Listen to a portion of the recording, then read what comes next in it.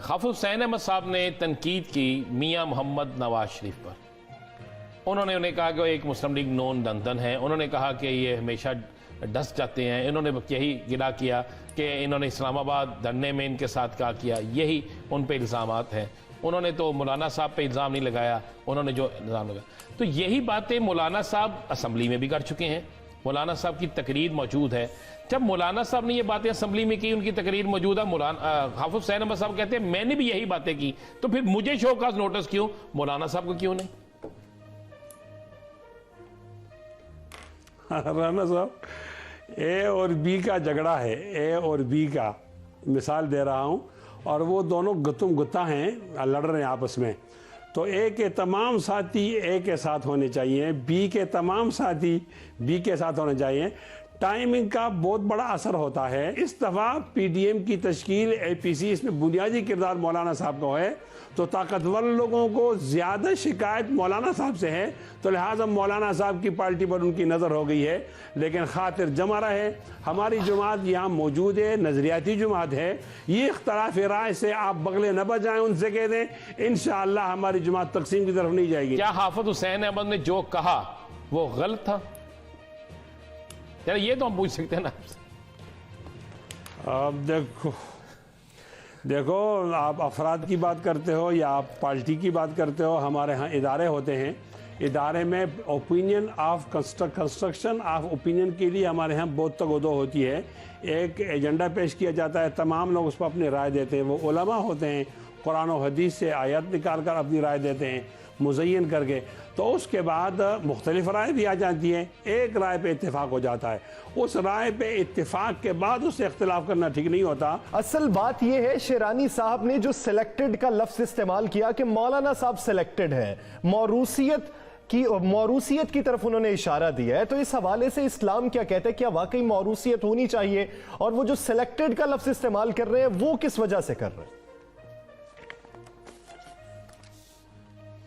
دیکھو نا, سلیکٹڈ کا لفظ وہ کیوں استعمال کرتے ہیں, یہ سوال تو شیرانی صاحب سے بنتا ہے نا, یہ مجھ سے تو نہیں بنتا.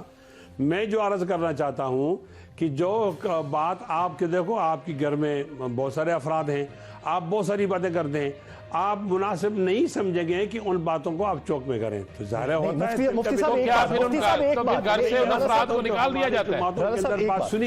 صاحب میں صرف ایک چیز کی وضاحت, اگر آپ مجھ سے یہ پوچھیں کہ رانا عظیم صاحب جو بات کرتے ہیں اس میں کس حد تک صداقت ہے, تو میں ان کے ساتھ بیٹھنے والا ہوں, میں اس کی وضاحت کر سکتا ہوں کیونکہ میں ان کا ساتھی ہوں. اب جو آپ کے دیرینہ ساتھی ہیں, اگر ان کے بارے میں آپ سے سوال پوچھ لیا جائے تو آپ کا وسیع تجربہ ہے, رفاقت ہے, آپ اس کا کچھ نہ کچھ تو حوالہ دیں گے. نہیں, میں حوالہ بھی دے سکتا ہوں, رائے بھی دے سکتا ہوں, لیکن اس کے وقت میں یہ بھی سوچتا ہوں کہ ایک بہت بڑی قوت ہے جمعیت علماء اسلام.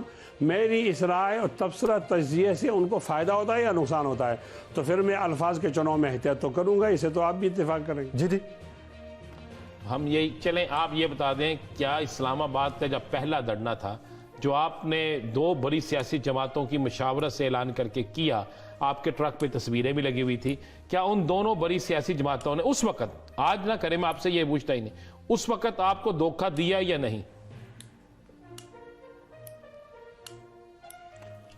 دیکھیں پتہ نہیں آپ کی کیا مجبوری ہے. نہیں میری مجبوری نہیں ہے, مجبوری ہماری نہیں, مفتی صاحب مجبوری تو آپ کی, ہماری کوئی مجبوری نہیں.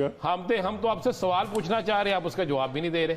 تو پھر نا کچھ سوالات ادھر بھی ہونا, کچھ سوالات ادھر بھی ہو جائیں, ان پر بھی ہو جائیں جو لوگ بکراٹ کے شکار ہیں, اس کے بعد ادھر بھی آ جاتے ہیں. کل کہہ رہے تھے کہ ہم یہ سوال کا جواب دے دیں پھر ادھر. ٹھیک ہے, تو میں عرض یہ کرتا ہوں نا کہ وہ آپ کہتے ہیں نا کل پچھلے 7 سال انہیں دھوکہ دیا, نہیں, پچھلے سال ہمارا اکیلا کریڈٹ تھا, ہم آگے پتھر کو اٹھانے کے لیے, ہم انداز ہوئے تو بہت بڑا بھاری پتھر ہے بھائی, اکیلا ہم سے نہیں اٹھے گا.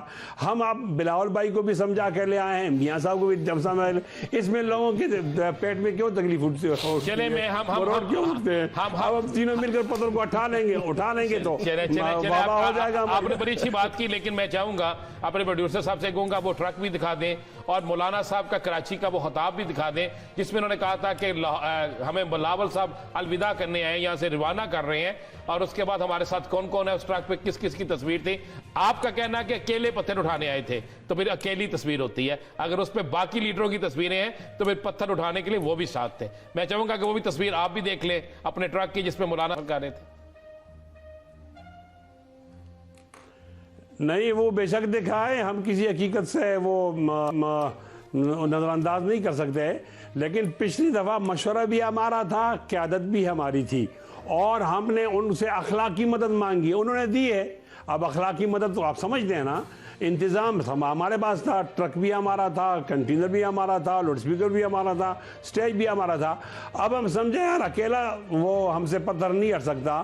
ہم دو بہت بڑی پارٹیوں کو دیکھو, یہ جو مسلم لیگ نون ہے, اس کو جو ووٹ ملے ہیں روکنے کے باوجود وہ 1,30,00,000 ہیں تقریباً, اور پیپلز پارٹی کو ملے ہیں 70 لاکھ ووٹ, اور ہمارے جو عمران صاحب ہیں ان کو بتایا گیا ہے کہ 1,68,00,000 ہیں, اور ہمارے ملے ہیں مذہبی جماعتوں کو 50 لاکھ.